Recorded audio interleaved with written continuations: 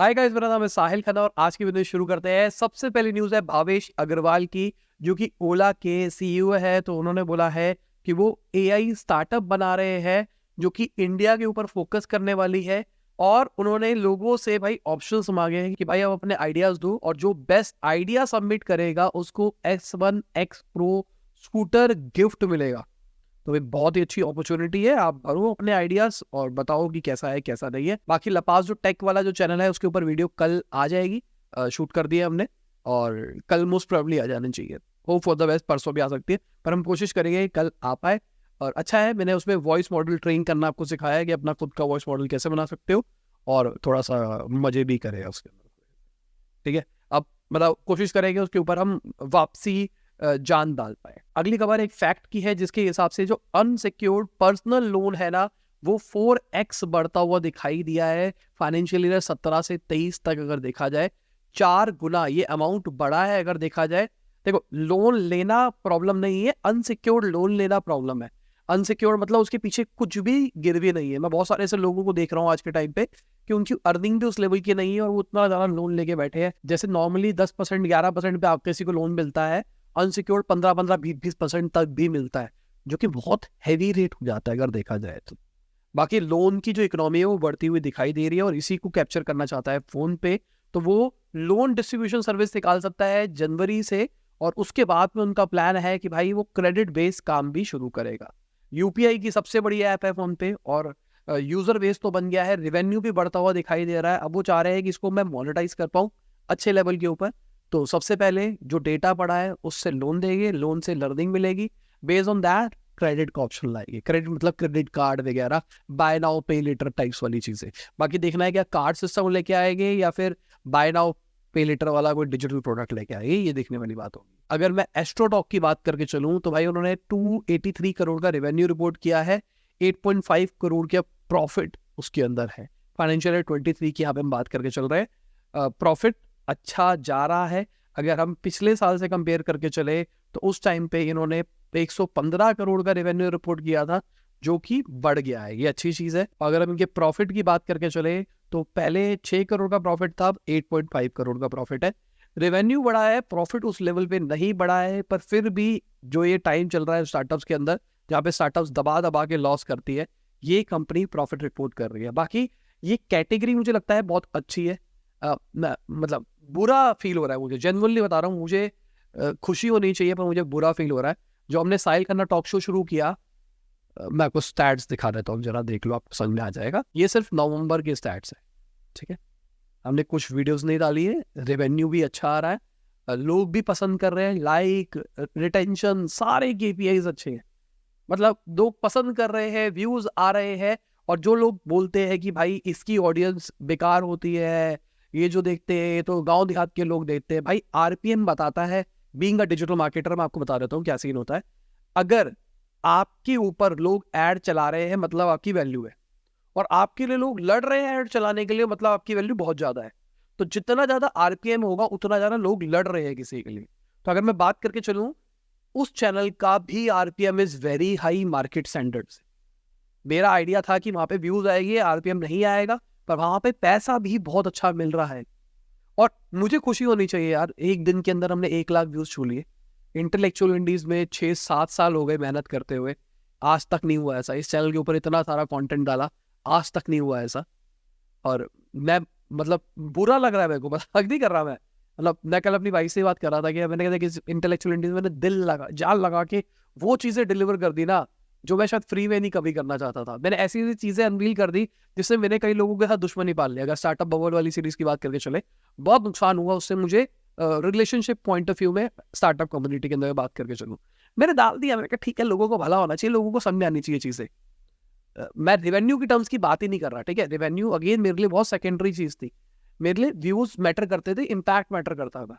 यहाँ पे रिटेंशन सब कुछ अच्छा आ रहा है, मतलब यहाँ पे इंपैक्ट भी आ रहा है और एफर्ट नहीं है।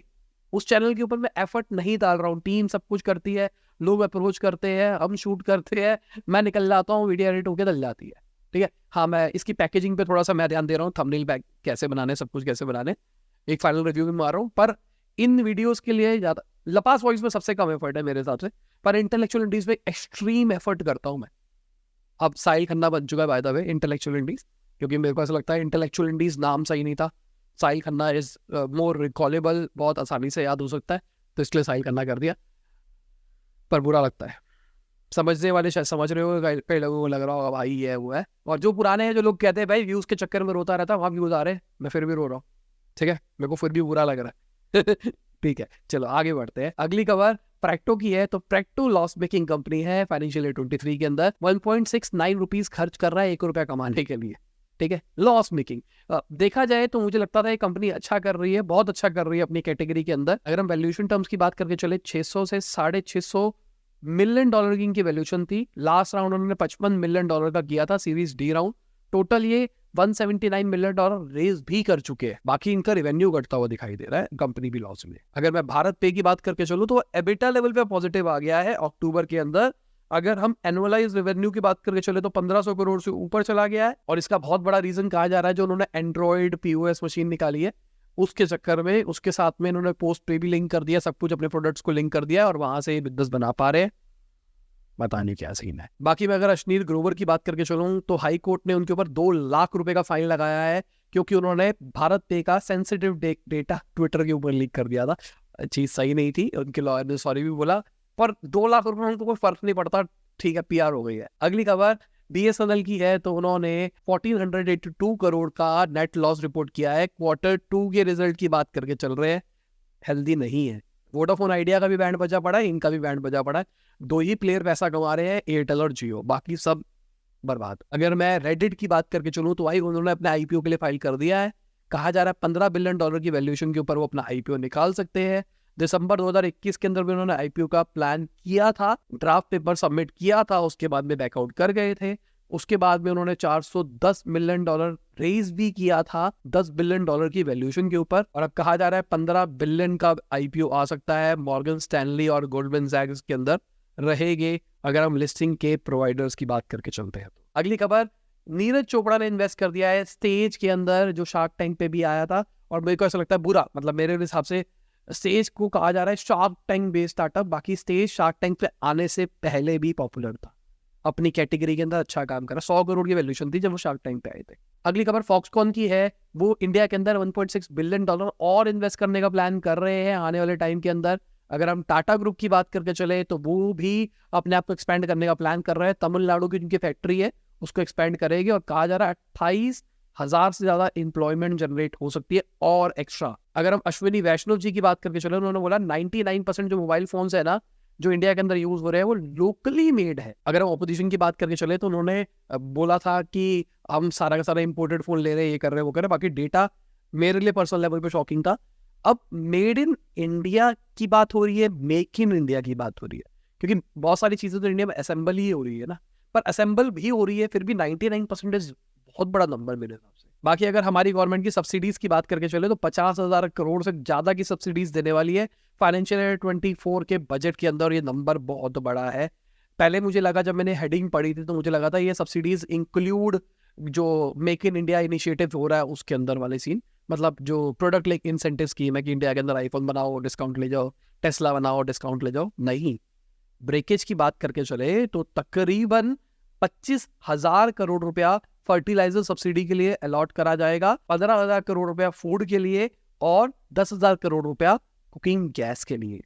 तो ठीक है भाई, बहुत बड़ा अमाउंट है, इलेक्शन ईयर भी है तो हम बहुत सारी अनाउंसमेंट्स भी सुन सकते हैं। बाकी अगर इंडिया की स्पेस इकोनॉमी की बात करके चले तो 40 बिलियन तक पहुंच जाएगा 2040 तक, ऐसा जितेंद्र सिंह ने बोला जो हमारे यूनियन मिनिस्टर है। बाकी मुझे भी लगता है कि स्पेस सेक्टर में बहुत ज्यादा बड़ी अपॉर्चुनिटी है। अभी एक नई कैटेगरी और शुरू हो रही है, शायद आपने सुना होगा कि भाई हम स्पेस डिफेंस टाइप की शुरू करेंगे, कि भाई स्पेस के अंदर रॉकेट छोड़ देंगे, वहां पर हम अपने आप को डिफेंस के ऊपर काम करेंगे। तो ये सेक्टर भी बहुत बड़ा निकल सकता है। कोई कर नहीं रहा है, कोई बात नहीं कर रहा है इस बारे में, ये भी एक बहुत बड़ी अपॉर्चुनिटी। ऑल्दो ये चीज गवर्नमेंट के अंडर रहने वाली है, पर अगर कोई स्पेस स्टार्टअप उन गवर्नमेंट बॉडीज के लिए चीजें बनाने लग जाए, क्योंकि इंडिया की देखो सबसे बड़ी चीज क्या है, इंडिया एक कॉस्ट इफेक्टिव सॉल्यूशन प्रोवाइड कर रहा है स्पेस के अंदर पूरी दुनिया के अंदर। हमने इसरो के अंदर चंद्रयान वगैरह बहुत कुछ जो चीजें करी है वो हमने बहुत ज्यादा कॉस्ट इफेक्टिव किया है। हमने H2O भी ढूंढा था चांद के ऊपर, चंद्रयान ने ही किया, बहुत कॉस्ट इफेक्टिव तरीके से। तो सब लोग हमसे अब काम कराना चाहते हैं। अगर मैं अमेरिका और यूरोप की बात करके चलूँ तो वो भी हमसे अपनी सैटेलाइट लॉन्च करवा रहे हैं। अमेरिका के पास खुद का सेटअप है पर फिर भी वो हमसे करवा रहे हैं। क्यों करा रहे हैं? क्योंकि हम सस्ते हैं। अगर मैं अडानी ग्रुप की बात करके चलूँ तो उनके स्टॉक प्राइसेस बढ़ते हुए दिखाई दिए 10 से 15% सुप्रीम कोर्ट के वर्डिक्ट आने के बाद में। बाकी अगर हम सेबी की बात करके चले तो मार्च 2024 तक कहा जा रहा है T+0 सेटलमेंट आ सकती है। बहुत बड़ी चीज हो जाएगी सेम डे। मतलब बहुत सारे लोग इसके अगेंस्ट थे। अगर हम T+1 की बात करके चले तब भी वो लोग कह रहे थे कि अच्छी चीज नहीं है। अब T+0 में तो भाई पता नहीं क्या बवाल पड़ेगा। बाकी जो लोग ट्रेडर है ना, मुझे नीचे बताओ प्रॉब्लम क्या है इसके अंदर? अगर जल्दी चीजें हो रही है तो प्रॉब्लम क्या है? शायद T+0 से आप ज्यादा टाइम तक होल्ड नहीं कर पाओगे, नुकसान के चांसेस ज्यादा हो सकते हैं। मुझे नीचे कमेंट में थोड़ा सा एक्सप्लेन करो इस चीज को ना। बाकी अगर हम पाकिस्तान की स्टॉक मार्केट की बात करके चले तो भाई उसने ऑल टाइम हाई छू लिया है। हम एक साइड पे देख रहे हैं पाकिस्तान की इकोनॉमी सही नहीं है, वर्ल्ड कप से भी हार हुई थी, इंडिया भी हार गई थी, पर हम फाइनल तक पहुंचे, हमको खुशी होनी चाहिए। पर फिर भी उनकी स्टॉक मार्केट बढ़ रही है। इंडिया की बढ़ रही है, ठीक है, हम अच्छे गोल्डन पीरियड में चल रहे हैं। उनकी क्यों बढ़ रही है ये नहीं समझ में आया मुझे। अगली खबर मोदी जी की है, तो उन्होंने बोला है कि इंडियंस भाई अब्रॉड में शादी क्यों कर रहे हैं, इंडिया के अंदर शादी करो, पैसा इंडिया में ही रहेगा। उन्होंने कहा एक ट्रेंड बन गया है आज के टाइम पे, जो लोगों के पैसे है वो बाहर जाके शादी करते हैं, लाइव शादी करते हैं, सारा इंडिया का पैसा बाहर ड्रेन हो जाता है। इंडिया के अंदर करो, इंडिया के अंदर फोकस करो, इंडिया में पैसा आएगा। उन्होंने 5 लाख करोड़ रुपए की बात करी है कि भाई अगर इंडियन मेड प्रोडक्ट्स को परचेज किया जाए तो जनरेट हो सकता है। उन्होंने बाकी अभी दिवाली भैया दूज जो त्योहार निकले थे ना, उसमें भी ऐसा ही बोला था इंडियन प्रोडक्ट के ऊपर फोकस करो। अब शादियों के अंदर भी यही कह रहे हैं कि इंडियन प्रोडक्ट के ऊपर फोकस करो, मेक इन इंडिया। अगली खबर न्यूरल लिंक की है, तो ओपन एआई तो वो $43 मिलियन और रेस कर सकती है। एलॉन मस्क की चिप वाली कंपनी है जो कि ब्रेन में चिप लगाएगी और आपके अंदर शक्तियां दे देगी। बाकी अगर हम वैल्यूएशन की बात करें, चलो वैल्यूएशन क्लियर नहीं है, कई लोगों को कहना $5 बिलियन के आसपास वैल्यूएशन हो सकती है। बाकी ये चीज अच्छी है यार, ये चिप दिमाग में लगाएगी, शक्तियां नहीं आएगी, मतलब सुपर हीरो नहीं बनाओगे। अभी के लिए वो बेसिक लेवल पे काम कर रहे हैं। जिन लोगों को जैसे पैरालिसिस है तो ब्रेन से पैरों तक सिग्नल नहीं जा पा रहा एग्जाम्पल के लिए, तो एक इम्प्लांट पैर में लगाया जाएगा, एक ब्रेन में लगाया जाएगा, तो वायरलेस ट्रांसमिट करके सिग्नल्स देगा तो और आपका पैर चलने लग जाएगा। तो बहुत स्मार्ट चीज है। बाकी मुझे लगता है धीरे धीरे करके जैसे चिप की टेक्नोलॉजी बढ़ जाएगी और एआई इंप्रूव हो जाएगा तो दोनों मर्ज हो जाएगी। तो क्या होगा, मेरे चिप लगी होगी और मैं अपना सॉफ्टवेयर अपडेट कर दूंगा और मेरे दिमाग में सारी मेमोरीज वगैरह जो पिक्चरों में सुनते हैं ना, वो यहाँ से पॉसिबल हो पाएगा। मुझे ऐसा लगता है, मैं चाहता हूँ, मतलब ऐसा। अगली खबर यूरोप से है, तो वहाँ की जो स्टार्टअप फंडिंग है वो 50% घटती हुई दिखाई दी है 2023 के अंदर। इंडिया के अंदर भी डाउनफॉल आया है, यूरोप के अंदर भी आया है, हर जगह देखने को मिल रहा है। अगर हम होटल इंडस्ट्री की बात करके चले तो भाई 90+ ऑक्यूपेंसी उन्होंने देखी है वर्ल्ड कप सीजन के अंदर, और ARR जो उनका था वो 500% बढ़ता हुआ दिखाई दिया है वर्ल्ड कप के अंदर। मतलब बहुत ज्यादा होटल ऑक्यूपेंसी बढ़ी है, बहुत बढ़िया चीज है और अच्छा पैसा कमाया गया। होटल्स वालों ने भी बहुत ज्यादा पैसा कमाया, मार्कअप बहुत ज्यादा, मतलब 1000 वाले कमरे 5-5 हजार रुपये 7-7 हजार रुपये हो गए थे वर्ल्ड कप के टाइम पे। तो ये लोग हैं हमारे सपोर्टर्स, जिनकी वजह से डेली हम आप तक बिजनेस ला पाते हैं। Thanks for supporting us. और इसी के साथ आज की बिजनेस खत्म होती है। उम्मीद करता हूँ आपको मजा होगा। लाइक कर देना, शेयर कर देना, कमेंट बताना वीडियो कैसी लगी। बाय, गुड नाइट, शबा के खुदा हाफिज, गुड मॉर्निंग आफ्टरनून, जब भी आप वीडियो देख रहे हैं। जय हिंद, वंदे मातरम।